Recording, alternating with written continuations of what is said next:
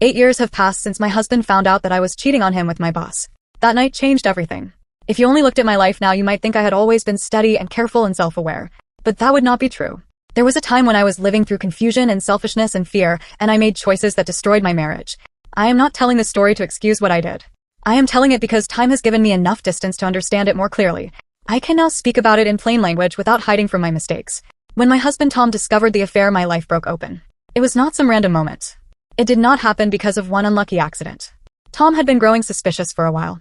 He had noticed that I was staying at work later and later. He had noticed sudden trips that did not make much sense. He had noticed how distant I had become at home. We were living together, but we were no longer really close. We talked, but we did not connect.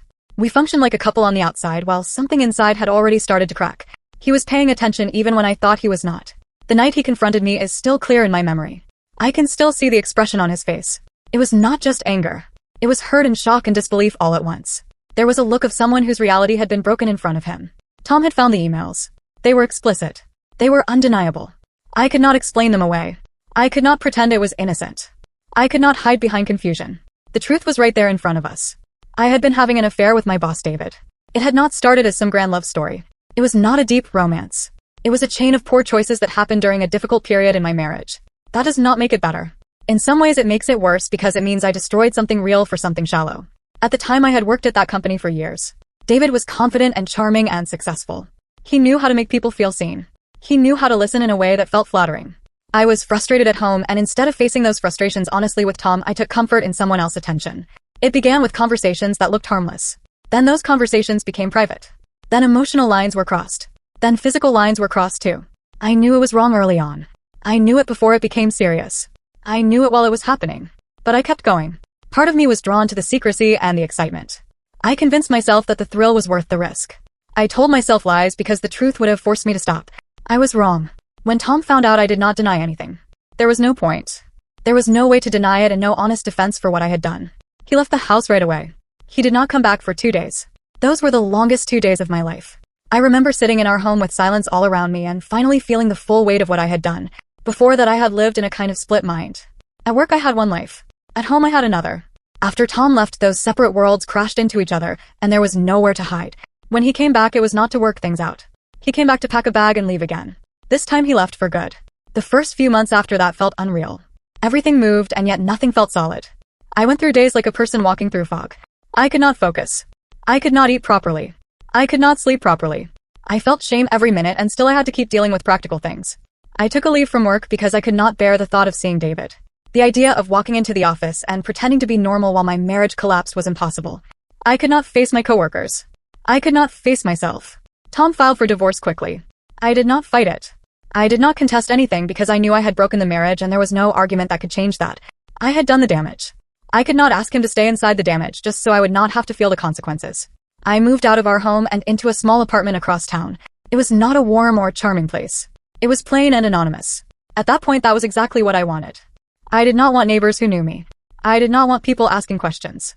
I did not want reminders of the life I had lost. For the first time in a long time, I wanted invisibility. The divorce was finalized about half a year later. We did not have children, and that made the legal process simpler than it could have been. But simple on paper did not mean easy in life. Emotionally, it was one of the hardest periods I have ever lived through. Our families had known each other for years. We were not two isolated people ending a relationship. We were part of a larger circle, and when our marriage fell apart, it affected everyone around us. Friends reacted in different ways. Some took Tom's side. Some tried to remain neutral. Some quietly drifted away because the situation made them uncomfortable. That kind of loneliness is hard to describe. It was not only that I was alone in my apartment. It was the feeling that I had become a person others did not know how to stand beside anymore. I knew I had caused it. That knowledge made the loneliness heavier. Eventually, I had to return to work because life does not pause forever. But I did not stay at David Company. I resigned. I could not stand the whispers or the looks or the tension in the office. Some people looked at me with pity. Others with judgment. Some acted normal in a way that felt fake. I had no strength for any of it. I found a job at a smaller firm where nobody knew my history. It was a fresh start in practical terms. But shame does not disappear just because the people around you do not know your past. I carried it with me into that new office every day. I threw myself into work because staying busy felt safer than thinking. If I worked long enough and hard enough, maybe I could avoid sitting alone with regret. But work can only distract you for so long. At night, the truth was still there. I had lost my marriage. I had lost trust. I had damaged my own sense of who I was. Over the next few years, I started trying to rebuild. I went to therapy. At first I went because I was drowning in guilt and needed help functioning. But over time, therapy became something deeper. It forced me to ask uncomfortable questions. Why had I made those choices? Why had I risked something meaningful for something shallow? Why had I chosen avoidance and secrecy instead of honesty and repair? I learned that the affair was not only about attraction to David. It was also about everything I had failed to do before he entered the picture. I had not communicated honestly with Tom about my unhappiness. I had let frustration build quietly. I had expected him to understand me without fully telling him what I was feeling. I had avoided difficult conversations because they felt hard and slow. Then I took the easy path and looked for comfort somewhere else. That does not spread the blame equally. The affair was my choice. But therapy helped me understand the full pattern that led to it. I had to face the fact that I chose escape over courage. Meanwhile, Tom was rebuilding his own life. I mostly learned about it through mutual friends because we were not in contact. I heard he started dating again about a year after the divorce. Later I heard he met someone serious. Her name was Emily. People described her as kind and grounded and genuine. I remember feeling two opposite things at once when I heard about her. One part of me felt pain because she was stepping into the life I had once had. Another part of me felt relief because Tom deserved stability and peace, and maybe he had found it. Several years after the divorce, I ran into Tom at a friend wedding. It was the first time we had seen each other since everything had ended. We were polite. We said hello. We spoke like people with shared history who no longer knew how to stand close to each other.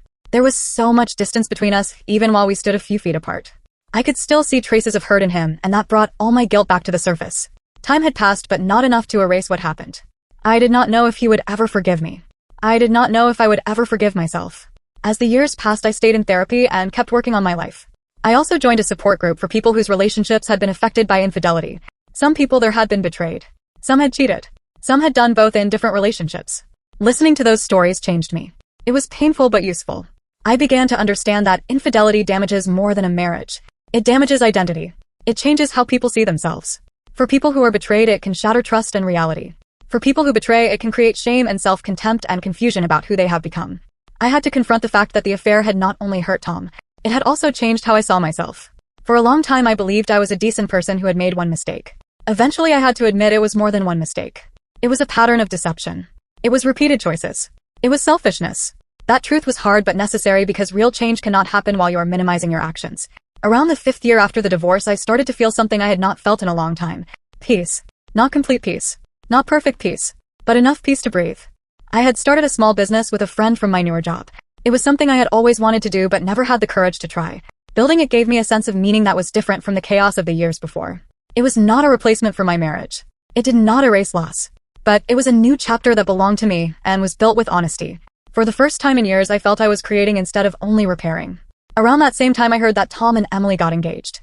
I saw photos on social media. I remember staring at them for a long time. I felt happy for him because he looked calm and genuinely joyful. But I also felt grief for the life I had thrown away. Looking at those images, I could not help thinking about what might have happened if I had been more honest and less selfish all those years earlier.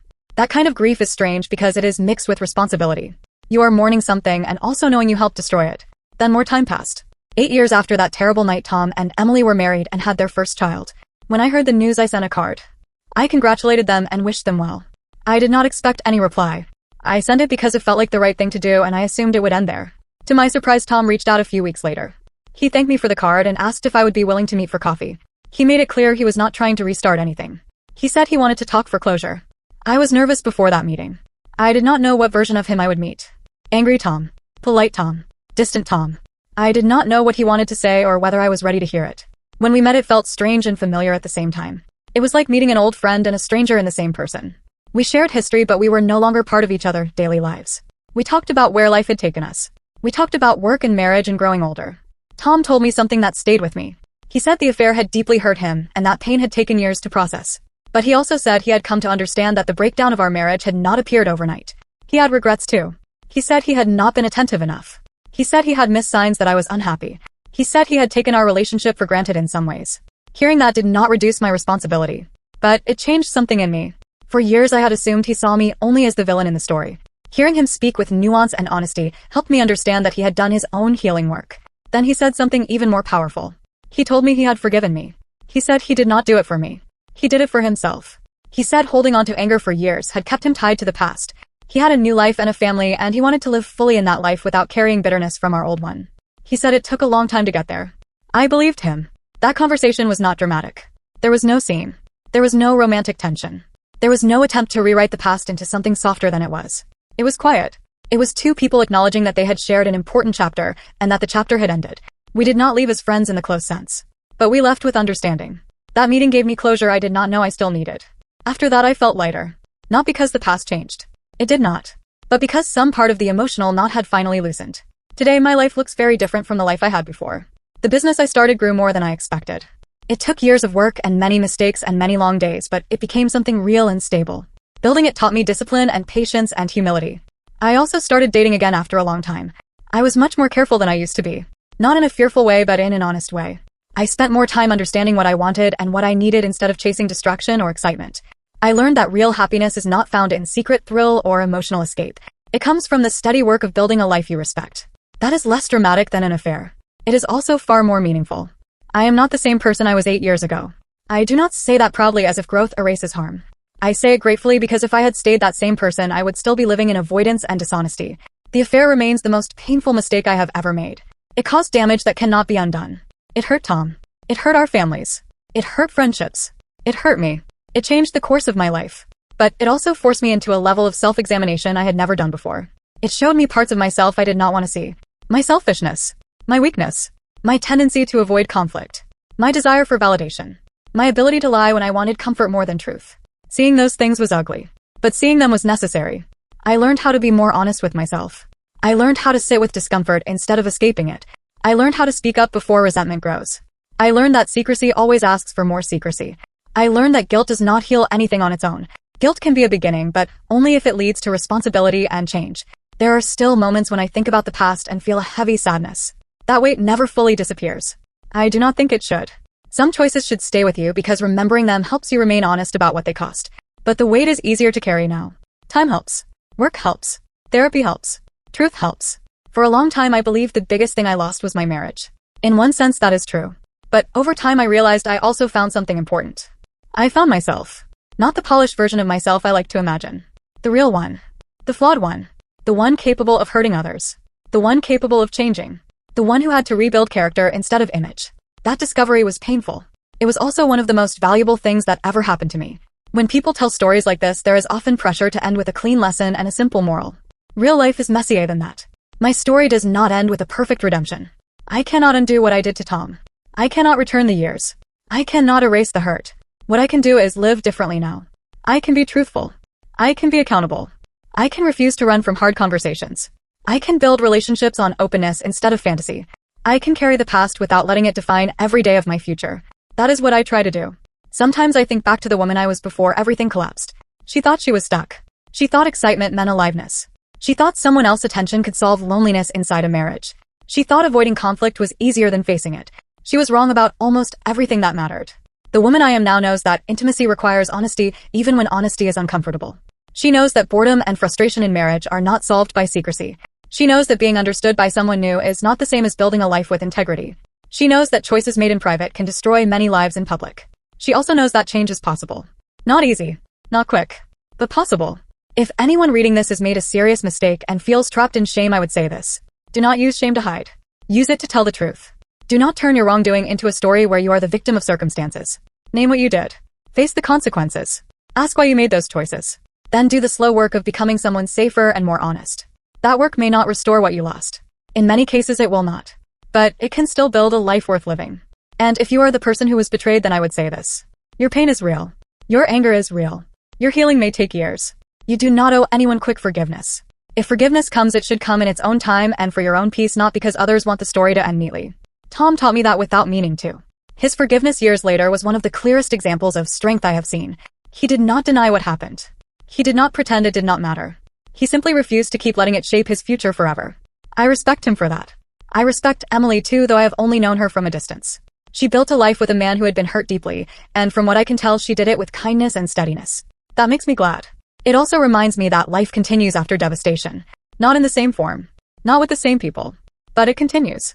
As for David, people sometimes ask what happened with him because stories like this make people curious about the affair partner as if he must remain important. The truth is simple. He faded from my life. Once the affair was exposed, there was nothing romantic about it. No fantasy survived the light. He was not the answer to my unhappiness. He was part of my avoidance. Leaving that company and cutting that connection was one of the few clear decisions I made early on. In the end, the affair was never really about him. It was about me and what I was unwilling to face in myself. That is why healing had to happen inside me, and not just around me. There were years when I thought I would always be defined by one night and one terrible set of choices. Maybe in some people's minds I still am. I cannot control that. What I can control is the life I live now and the honesty with which I describe my past. I no longer need to protect my image. Image is what got me into trouble in the first place. I cared too much about appearing fine while hiding what was broken. Now I care more about truth than appearance. That shift changed everything. My business grew because I built it with patience and integrity instead of ego. My relationships improved because I learned how to say difficult things earlier. My sense of self became steadier because it was no longer built on denial. I still have regrets. I always will. Regret is part of the story. But regret is not the whole story anymore. Growth is also part of it. Responsibility is part of it. Peace is part of it. And perhaps most unexpectedly, gratitude is part of it too. Not gratitude for the betrayal. Not gratitude for the pain. Gratitude for the chance to become honest before it was too late to become anyone different. 8 years is a long time. Long enough for a marriage to end and another to begin. Long enough for anger to cool. Long enough for a child to be born. Long enough for a person to look back at her worst decision and finally speak about it without excuses. I do not celebrate what happened. But I can now speak of it with clarity. I was unfaithful to my husband. He found out. Our marriage ended. I faced the consequences. I rebuilt slowly. He rebuilt too. We both moved forward in different ways. And somewhere in that painful distance in time I learned what honesty really costs and what it gives back. If I could speak to my younger self on the day before the affair began, I would not give her a lecture full of abstract morals. I would say something simple. Tell the truth now. Tell the truth while the problem is still only a problem. Tell the truth before you create damage that cannot be repaired. That is the lesson I carry now. And it is the one I try to live by every day.